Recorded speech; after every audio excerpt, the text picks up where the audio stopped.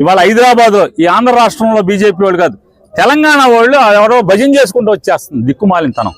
పరమాత్ముడు ఏ ధర్మాన్ని నమ్మే వాళ్ళకి ఆ ధర్మానికి, ఆ ధర్మంలో పరమాత్ముడు వాళ్ళ దేవుడు. నేను హైందవ ధర్మాన్ని నమ్ముతాను. నా పరమాత్ముడు వెంకటేశ్వర స్వామి, పరమేశ్వరుడు, అమ్మవారు, మహాలక్ష్మిలాగా మాకుంటారు. కాబట్టి మనం ఏం చేస్తాము, అయ్యా జీవితంలో చేసిన కష్టాలు పాపాలు మా కర్మలను తెగించు స్వామి అని మనం నమ్మే మతము, మనం నమ్మే ధర్మము ఆ భగవంతుడిని వెళ్ళి కోరుకుంటాం. అంతేగాని మనం నమ్మిన దేవుణ్ణి వెళ్ళి మనం ఏ రకంగానూ కష్టపెట్టము, నష్టపెట్టము, దోచుకోము కదా నాన్న. కానీ అలా ఎవరు ఏ ధర్మాన్ని సహజంగా పుట్టుకతో నమ్ముతారో వాళ్ళు వాళ్ళ ధర్మానికి సంబంధించి, వాళ్ళ మతానికి సంబంధించి, వాళ్ళ దేవాలయాలు ఏమున్నాయో అక్కడ పోయి తప్పు కార్యక్రమాలు కానీ, దేవుడికి నష్టం జరిగే కార్యక్రమాలు కానీ చేస్తారా? నా ప్రశ్న. ఇప్పుడు మనిషిగా పుట్టినందుకు మాకు మా ధర్మాన్ని సంరక్షించుకుంటేనే కదా మా గుర్తింపుని సంరక్షించుకున్న వాళ్ళం అవుతాం.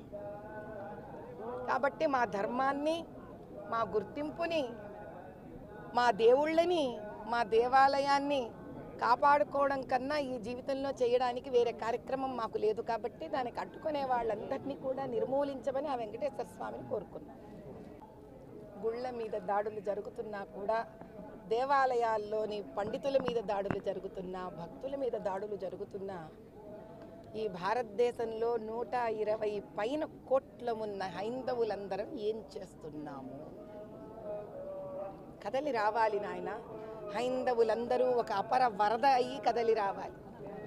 హైందవ శక్తి జాగృతం కావాలి. మన దేవాలయాలంటే మన పిల్లలతో సమానం. మన ధర్మం అంటే మన వంశ ప్రతిష్టతో సమానం. కాబట్టి ఆ దేవుడిని, దేవాలయాలని, మన ధర్మాన్ని కాపాడుకోలేని వాళ్ళం మన వంశాలను, మన పిల్లలను ఏం కాపాడుకోగలుగుతాం? తరాలను ఎక్కడ కాపాడగలుగుతాం? కాబట్టి ఇది ఒకరి బాధ్యత కాదు, మనందరి బాధ్యత అని భావించే వ్యక్తిని. కాబట్టే నేను తరలి వచ్చాను.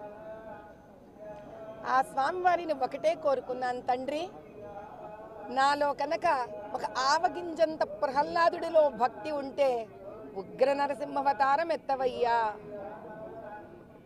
రాక్షసులను సంహరించు తండ్రి అని మాత్రమే ఆయనను కోరుకున్నాను.